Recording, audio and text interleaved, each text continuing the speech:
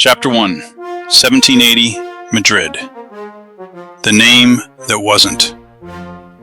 Weather. Rain settling into stone. Windows held their breath. Quasi-embassy at dawn. The door opened with the quiet of betrayal. No knock, no warning, just the creak of inevitability. It moved slow, like it knew what was coming. Like it had opened before, for other silences, for other erasures. He entered. Not a man. A shape carved from smoke and duty, dripping rain and decades, coat hanging like a discarded oath. No gloves, no name, no past. They called him Smith, but even that was too generous. He was absence with a spine. The three men turned, postures borrowed from soldiers, eyes borrowed from rats.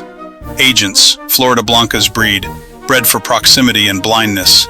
They watched him like he might unmake them with breath alone. The firelight sketched Smith's face in iron. No softness, no shadow. He moved without drag, without sound. The pages curled, unread. No wasted movement, no recognition. The first man, too confident. He thought standing meant surviving. Smith rewrote him. A strike like lightning's cousin. No sound, no warning, only the soft collapse of lungs. The man folded in on himself like a failed idea. Smith lowered him like a priest to the river. The second man reached. Of course he did. Hope hides in pistols. But Smith snapped that hope like a twig in winter.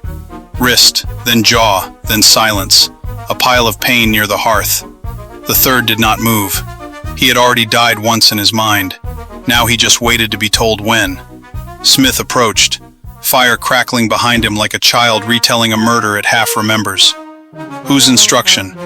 Not a question, a judgment dressed in syllables. The Count, the man replied. Measured voice, no pretense, no seal. We were told to retrieve provisioning records. Smith's fingers brushed the dispatches, ink still wet, like the paper hadn't made up its mind to obey. Fleet tallies, cipher keys, secrets pretending to be logistics. The fire didn't flinch. Smith fed it, page by page, history disappearing into smoke. No ceremony, no commentary, just the rhythm of unmaking. He turned. Out. The scribe obeyed, dragged the pain behind him like luggage. Then, silence. Thick, mourning its own permanence. He bolted the door, not to keep others out, but to keep history in. The fire hissed in reply. On the floor, a button. Near the jamb, unimportant. Ink pooling on the blotter like blood from a forgotten wound. Then, a sound from above. A woman's voice. Not a scream. A syllable of loss. Then nothing. Smith didn't look. Didn't rise. Didn't acknowledge. He was trained not to inventory ghosts.